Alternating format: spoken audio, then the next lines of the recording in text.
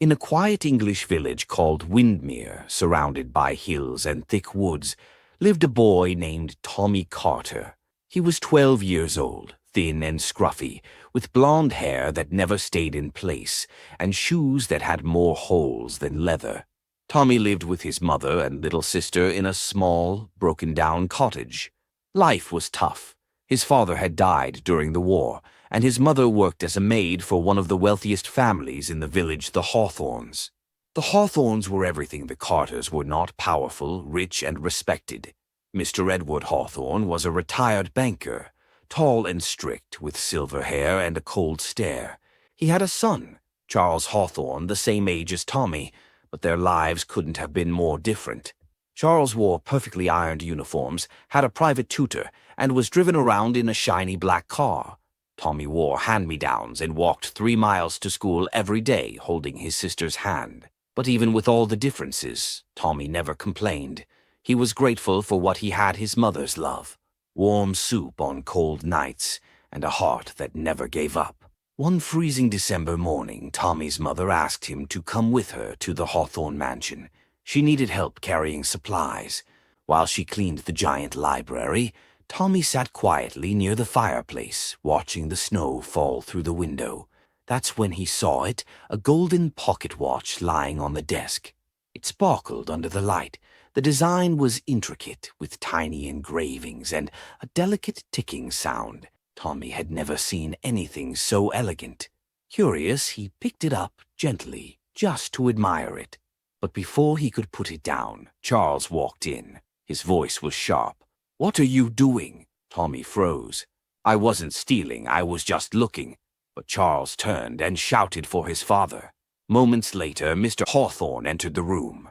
Tommy's mother rushed in behind him, confused and scared. Charles pointed at Tommy. "He was holding your watch." Tommy tried to explain, but Mr. Hawthorne wasn't interested. "I should have known better than to let a poor boy roam around the house," he said coldly. "You people never know your place." Tommy and his mother were fired that very moment. Outside, as the snow fell harder, Tommy held his crying mother's hand and walked home.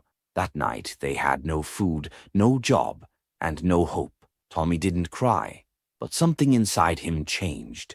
He promised himself one thing: he would prove them wrong. Years went by. Tommy worked every job he could find, cleaning shops, stacking crates, delivering newspapers. Every night he studied accounting on borrowed books. Every penny he earned, he saved. By the time he was 22, Tommy had opened a small second-hand bookshop in the village. It wasn't grand, but it was warm, quiet, and entirely his. One rainy afternoon, the shop's bell rang. A tall young man stepped inside, soaked from head to toe. His coat was torn. His eyes looked tired. It was Charles Hawthorne. He didn't recognize Tommy. He was too lost in his own troubles.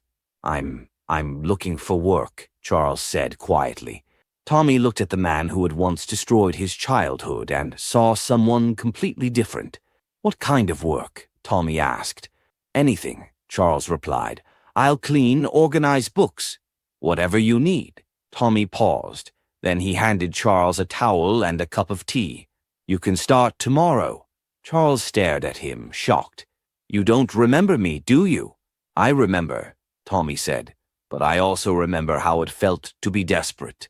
Charles lowered his head. "Thank you." Weeks passed.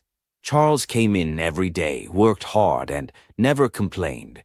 Slowly he began to change. He read books during breaks. He started smiling again. One day he turned to Tommy and said, "This is the first time I've actually earned something. Not because of my name, but because of my effort." Tommy smiled. "Feels good, doesn't it?" Charles nodded. One afternoon, while sorting through a box of old donations, Charles found something that made his hands tremble. It was a gold pocket watch. "The same one from that day 10 years ago." He turned to Tommy, his voice barely a whisper. "This watch, it's yours now." Tommy looked up. "It was donated last month." Charles stared at it for a long time, then finally spoke. "I lied. You never stole it. I lost it, and I panicked. I was afraid my father would blame me. So I blamed you. There was a long silence. I ruined everything for you, Charles said. You lost your home. Your mother lost her job. Tommy stood still, then quietly said, No, Charles. You didn't ruin anything. You gave me the reason to fight. Tears filled Charles's eyes. I don't deserve your kindness. Tommy placed a hand on his shoulder. You don't have to deserve it. You just have to pass it on. Money can buy you comfort, but it can't buy character. We are not defined by our mistakes, but by how we make them right. Kindness, even when it's not deserved, has the power to change lives.